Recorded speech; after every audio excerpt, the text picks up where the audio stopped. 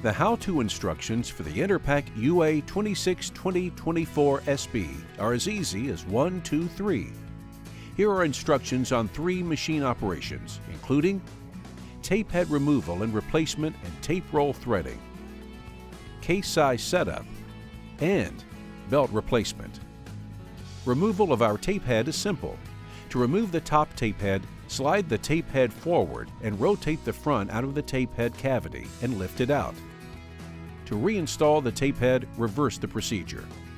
To remove the lower tape head, raise the upper head assembly. If a gap filler is present, then remove it and set it aside. The lower tape head lifts straight up.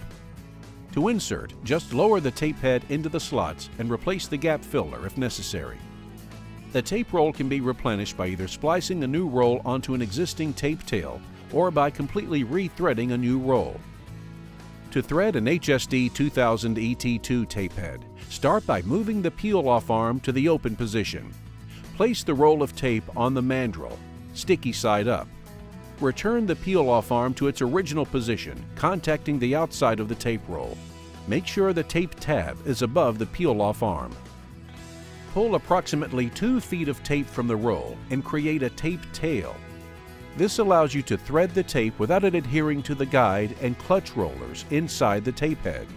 Guide the tape tail straight down in front of the tape shoe guide. Thread the tape behind the lower knurled guide roller. Take the tape tail and thread it between the lower smooth roller and the knurled roller. Continue wrapping the tape tail around the knurled roller and underneath the upper smooth roller. Pull the length of tape from the tape tail until the full width of the tape is dispensed on the front roller. Be careful to avoid the sharp cutting blade. Carefully raise the rear roller arm. Quickly tug on the tape tail to expose the blade and cut the tape. To adjust the UA 262024SB for case width and height, unlock the single handle locking system and raise the top tape head assembly. Turn the width adjustment handle to open the drive base. Place an empty test case with the flaps held in the closed position under the top tape head assembly. Lower the top tape head assembly until it contacts the top of the case and lock in place. The upper head should contact the case firmly enough to keep the major flaps closed, but not restrict the processing of the case or score the top of the case. Adjust the self-centering side drives by turning the width adjustment handle until the side belts contact the case. They should contact the case firmly enough so that the case processes smoothly, but not so firm as to score the side of the case. Slide each top squeezer to contact the case firmly and tighten each locking knob.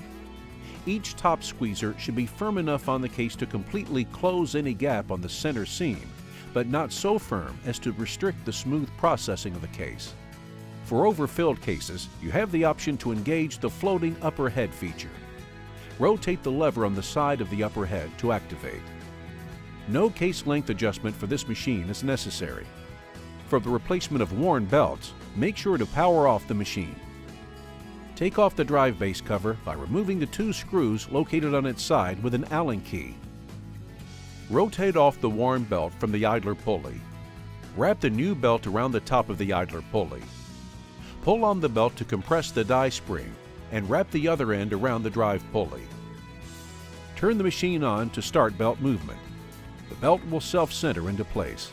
Replace drive base cover and tighten screws. It's that easy. Count on IPG.